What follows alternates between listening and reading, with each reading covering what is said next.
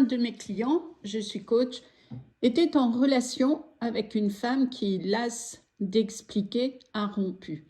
Cet homme a souffert vraiment et longtemps, sans jamais pour autant accepter de prendre conscience que sa peur de souffrir maintenait un contrôle constant de son ego sur la relation.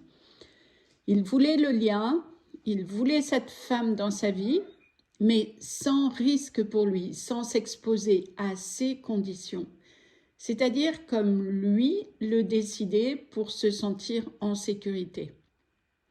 Et cet homme se croyait juste, et pourtant il ne voyait pas qu'il était enfermé dans une cage qu'il avait créée pour tenir dans un espace qui pour lui représentait tous les dangers.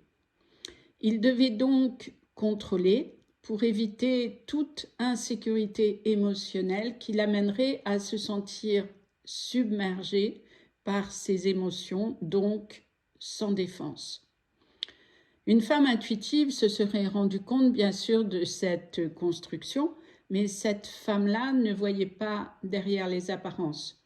Aussi, elle subissait et s'était adaptée un temps assez long, puis avait fini par se retirer lassée de cet homme qui voulait avoir raison et croyait être dans la justesse, et en même temps rester centrée sur lui et tellement terrorisée au final.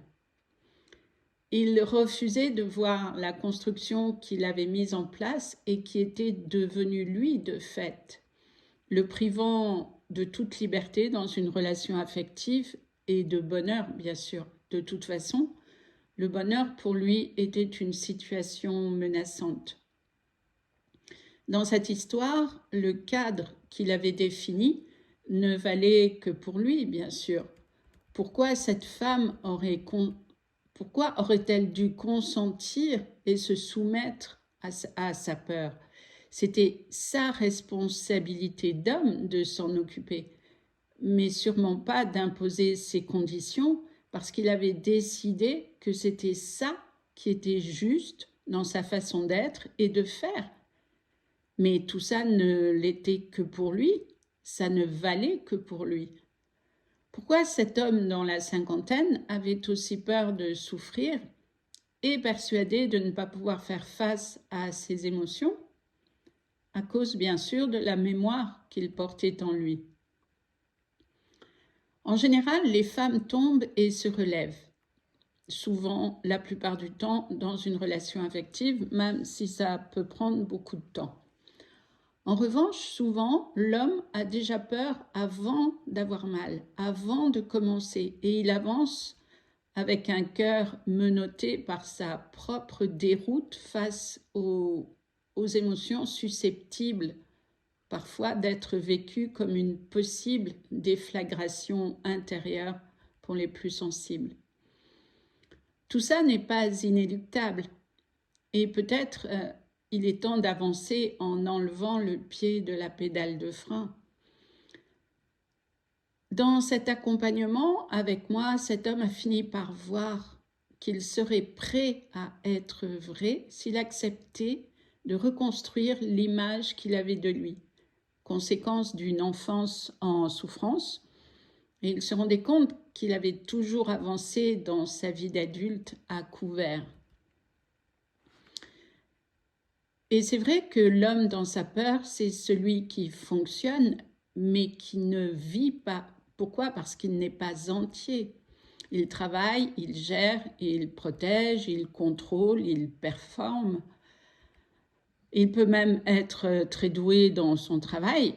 Cependant, à l'intérieur, il y a un silence, un vide qu'il ne comprend pas forcément et qu'il remplit par l'action. D'ailleurs, ce vide, il n'en est pas toujours conscient parce que souvent, il ne veut pas le ressentir. Ça peut être aussi une fatigue qui ne se repose jamais sans pouvoir être nommée exactement, ou bien une distance qu'il n'arrive pas à combler, même avec la personne qu'il aime ou ses proches. Parfois, il ne sait pas pourquoi il se sent loin du monde. Il ne sait pas pourquoi il ne ressent plus vraiment. Et surtout, il ne sait pas pourquoi il a peur quand quelqu'un s'approche trop près de son cœur. Il peut croire que c'est lui, que c'est sa personnalité, qu'il est comme ça. Alors que la réalité, c'est que ce n'est qu'un rôle issu d'une conséquence. C'est une stratégie de survie devenue son identité avec le temps. Ainsi, il s'est construit pour éviter la honte, la vulnérabilité, le rejet, et surtout, bien sûr, pour éviter de revivre une douleur qu'il a connue enfant. Ce n'est pas un mensonge, c'est une protection. Mais cette protection a un prix. Elle l'empêche d'être touché vraiment et elle l'empêche surtout aussi d'être rejoint. Ce qui réveille un homme dans sa peur n'est jamais confortable, forcément. D'où le fait que la plupart des hommes ont beaucoup de résistance à rencontrer cette peur intérieure qu'ils maintiennent de façon inconsciente souvent. Comment ça peut se produire? Eh bien, parfois, c'est une femme qui voit à travers lui et ça le déstabilise fortement. Il va être attiré par cette femme et la fuir immédiatement en même temps. Pourquoi? Parce qu'elle voit ce qu'il a passé 20, 30 ou 40 ans ou plus à cacher, même à lui-même. Parfois, c'est un effondrement intérieur, un burn-out, une rupture, une perte de sens. Le moment où l'armure devient trop lourde pour continuer de la garder. Parfois aussi, c'est juste un soir où après un énième verre, il se rend compte qu'il ne sait plus ce qu'il aime, ce qu'il veut, ce qu'il ressent. Et ce constat le traverse comme une vérité qu'il ne peut plus éviter. C'est à ce moment-là que le vrai self peut naître, que l'âme peut être entendue. Le vrai self, c'est cet espace qui dit « j'ai besoin d'être vu, j'ai besoin d'être aimé, j'ai besoin d'être accueilli tel que je suis ».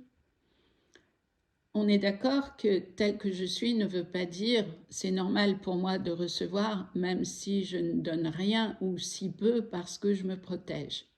On est d'accord là-dessus. Alors, dans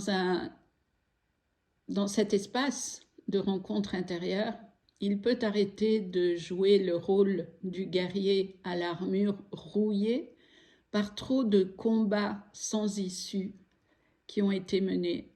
Et bien sûr, ce n'est pas facile dans une société qui se réfère aux apparences.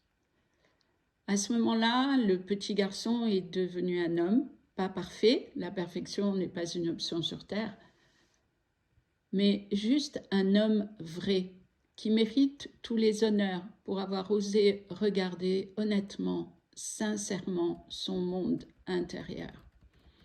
Et c'est un grand pas qu'il fait pour lui, pour l'inconscient collectif et la conscience collective. Voilà, merci de m'avoir écouté et je vous dis à bientôt avec plaisir.